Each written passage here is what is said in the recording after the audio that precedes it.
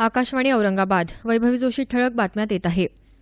जागतिक शांततेसाठी दहशतवाद हा एक मोठा धोका असल्याचं राष्ट्रपती प्रणव मुखर्जी यांनी म्हटलं आहे. बिहारच्या गया जिल्ह्यातल्या राजगीर इथं आयोजित करण्यात आलेल्या आंतरराष्ट्रीय बौद्ध संमेलनाच्या समारोप सोहळ्यात ते संबोधित करत होते. सध्या जगाला अनेक आव्हानं आणि संकटांचा सामना करावा लागत असल्याचं राष्ट्रपतींनी यावेळी नमूद केलं.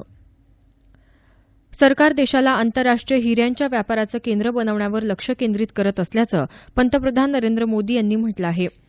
मुंबई इथं आयोजित आंतरराष्ट्रीय हिरे दागिन्यांच्या संमेलनात पंतप्रधान दूरदृश्य संवाद प्रणालीच्या माध्यमातून सहभागी झाले होते. त्यावेळी ते बोलत होते. सरकारनं मेक इन इंडिया आणि कौशल्य भारत सारख्या उपक्रमांना सुरू करून देशात परिवर्तनाला सुरुवात केली असल्याचं ते म्हणाले. मणिपूरमध्ये आज विधानसभेत बहुमत चाचणी होणार आहे. नुकत्याच झालेल्या विधानसभा निवडणुकीत कोणत्याच पक्षाला स्पष्ट बहुमत मिळालं नाही.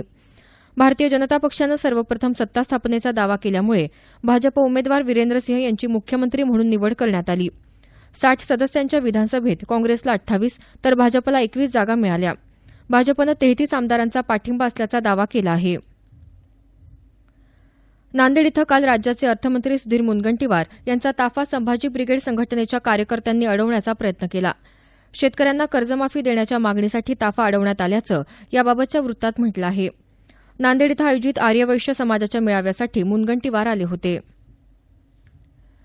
लातूर जिल्हा सार्वजनिक ग्रंथालय संघाचं 34वे वार्षिक अधिवेशन काल औसा तालुक्यातल्या फतेपूर इथं झालं. या अधिवेशनाचं उद्घाटन ज्येष्ठ विचारवंत माजी खासदार डॉ. जनार्दन वाघमारे यांच्या हस्ते झालं. ग्रंथालयांचा लाभ सुसंस्कृत समाज निर्मितीसाठी होतो. त्यासाठी ग्रंथालय नसलेल्या गावात फिरते ग्रंथालय यासह विविध संकल्पना राबवण्याची गरज असल्याचं वाघमारे म्हणाले. संक्षिप्त बातमीपत्र संपलं. आमचं यानंतरचं बातमीपत्र दुपारी 1 वाजता.